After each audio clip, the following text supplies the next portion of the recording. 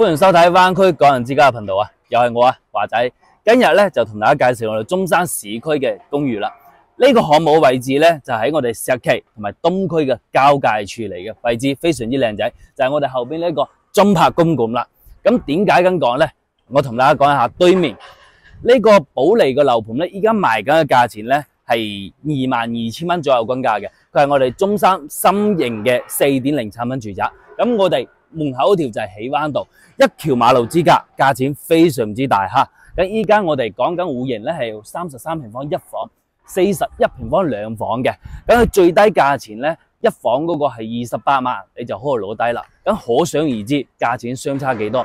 對面嗰個你講緊100平方嘅話，點都要200幾萬起嘅。咁呢度你講緊一房，咁你只需要28萬，你就可以攞低啦。當然28萬咧，佢係冇批嘅。咁你要想裝修咧，要加5萬蚊裝修上去，即係你最平嗰頭咧係33萬就可以買低啦。因為呢個產品咧，佢係有毛坯同埋裝修俾你選擇嘅。因為有好多客戶咧，佢唔想開發商嘅裝修，所以佢就俾客戶更加之靈活咁選擇。你裝修又得，毛坯又得啊。咁你想交俾開發商裝修，你加5萬蚊上去，咁就係基礎嘅標準裝修。咁你仲想靚少少嘅，你都可以加少少，或者自己揾其他裝修公司裝修都可以嘅。所以呢種就非常靈活咯。咁我哋呢個項目咧，佢依家去到坐巴士嘅地方咧，你都係講緊步行1公里15分鐘時間就可以去到盛景上風呢個站點，坐巴士翻到香港所有地方嘅。第二，佢呢度都係講緊步行1公里15分鐘左右，就可以去到我哋中山在建嘅地鐵站石岐站啦。所以交通咧係非常之發達嘅。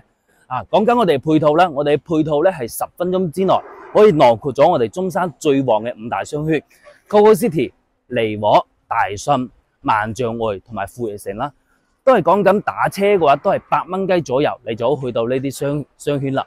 任你食任你玩都非常之 OK 噶。呢種產品咧總價低，地段靚，最適宜嗰啲喺大灣區投資嘅，又想回報率高少少嘅。咁呢邊嘅回報率有5厘以上，因為佢租金咧係有2000蚊左右一個月，周邊嘅配套可以租到2000蚊一個月嘅，所以話適宜嗰啲投資回報率高嘅人群啦。第二個咧就想喺大灣區中山嗰度想揀翻啲低總價、低銀碼同埋地段靚嘅過嚟度假或者養老啦。呢一種又適宜你，因為你總價講緊20零萬、30零萬都係非常之 OK 嘅。咁呢一種產品究竟係點樣嘅？我哋即時上去睇一睇。嚟到我哋33平方嘅樣板房啦，入門呢度咧就係我哋嘅一個交樓標準嚟嘅，電子密碼、指紋密碼呢啲左手邊咧就係我哋嘅開放式廚房，對於公寓嚟講咧足夠噶啦，呢啲都係交樓標準嚟嘅。咁右手邊咧就係我哋嘅廁所，乾濕分離啦，空間感咧係絕對 OK 嘅。對於一個公寓嚟講，再睇翻我哋淋浴區都唔會覺得逼窄因為我1.8米身高啊嘛，睇翻我哋嘅客廳。咁呢度咧係做咗一排櫃嘅一個設計，冰箱擺喺呢度咁呢個位置咧，我哋可以利用佢做咩咧？做個電視牆，擺電視機。咁我梳化咧就可以擺喺呢個位置，坐喺呢度。咁呢一個咧我就唔要佢啦。咁我擺個茶幾同埋梳化，食飯做咩嘢都喺呢個位置。佢依家係咁樣嘅設計，咁就呢個空間咧就睇唔到擺電視機嘅一個收納情況咯。佢呢個戶型咧係做咗一個2房嘅設計嘅，睇翻我哋嘅生活露台先。哇！呢個陽台公寓嚟講嘅話，正常係非常少有呢個露台嘅。你覺得空間細咗，你封咗佢，哇！呢度有2層都可以俾你封噶，因為你4米5層高啊嘛。上嚟睇翻我哋呢個房間先，麻雀雖細五臟俱全啊！佢呢度咧佢係做咗2間房嘅。因為我哋嘅交樓標準咧，即係你加5萬蚊嗰個裝修款咧，佢個隔層咧係隔到呢個位置，即係大概隔一半度做1房嘅。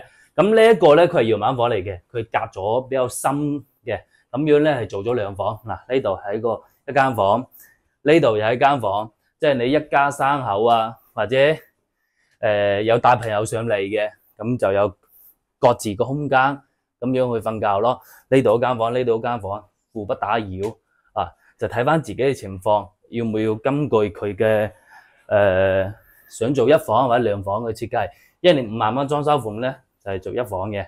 咁呢度咧延伸少少出嚟，都係加少少錢咁樣，具體幾多咧？呢個都要睇情況而定嘅。咁呢度28萬，然之後再加5萬，即係33萬，你就可以買低啦。呢個價錢非常筍嘅，總價講緊都唔高，收租嘅話你都有2000蚊左右一個月，咁回報率咧係超唔厘嘅。嚟到我41平方嘅大兩房一個設計，咁呢度咧開間有4米闊嘅，因為佢係開放式廚房同埋餐廳位連埋一齊嘅，就睇翻自己嘅情況啦，要唔要做獨立廚房啊，定係唔要呢個廚房？咁就喺嗰個廚房度封咗佢，唔要佢，然之後做翻個電視櫃啊。假如你想要獨立廚房嘅話，可以喺呢度間翻一個大概10厘米長嘅10厘米厚嘅牆體，即係或者唔係牆體都可以，或者咁薄嘅玻璃門都可以喺呢度間斷佢就可以噶啦。即係咁樣，你呢個廚房就變成一個獨立廚房啦。你呢個玻璃間斷咗之後咧，你就可以掛投影啊，或者掛電視機啊。咁到呢度，你掛到呢個位置嘅話，2.7米嘅開間，你間到呢度嘅話都係2.7米嘅開間。你正常住宅咧都係3米到3米3嘅一個開間，所以講呢個公寓開間嚟講咧係足夠嘅。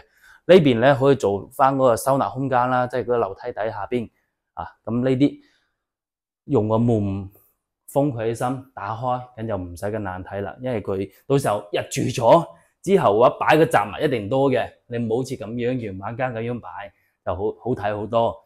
正常我哋入住咗之後咧就好多雜物。睇翻我哋嘅一個陽台先啦，呢個陽台咧真係可以同住宅嘅陽台有得比嘅。咁呢度可以睇一睇，呢面牆咧係可以剝咗佢嘅，剝咗佢，咁我利用咗呢個空間咯。或者你覺得廳唔夠大嘅，封咗佢，然之後上邊都封咗佢，咁你就有2層嘅一個陽台使啦。封咗佢，你做房又得，做偏廳又得。呢邊就係我哋嘅廁所，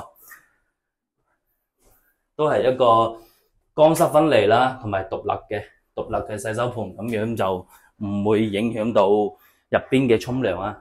所以呢種戶型嚟講嘅話，可能就睇自己中意邊一種咯。呢種嘅話，價錢又要去到帶埋裝修嘅話，就要去到44萬左右。佢2樓係做咗2間房嘅，每一間房咧都好四正。先睇我哋首先第一間房先。呢度嘅話就呢個空間就可以攞嚟擺雜物或者做榻榻米都可以。咁呢個位置慳咗好多落嚟，做翻嗰個書台啊，或者電競房啊，或者衣櫃都可以啦。呢間房咧就係真正嘅方方正正嘅一個房間啦。呢套單位講緊嘅就係44萬帶埋裝修噶啦。咁就上邊2間房，下邊一個大廳，就睇翻自己想要邊一種戶型。咁呢個樓盤咧就介紹到呢度，成個樓盤就得2個戶型。假如你覺得對公寓有興趣嘅，或者呢種價錢啱你嘅，你即管聯繫我帶你上嚟睇一睇。今期節目就到呢度啦，我哋下期再見，拜拜。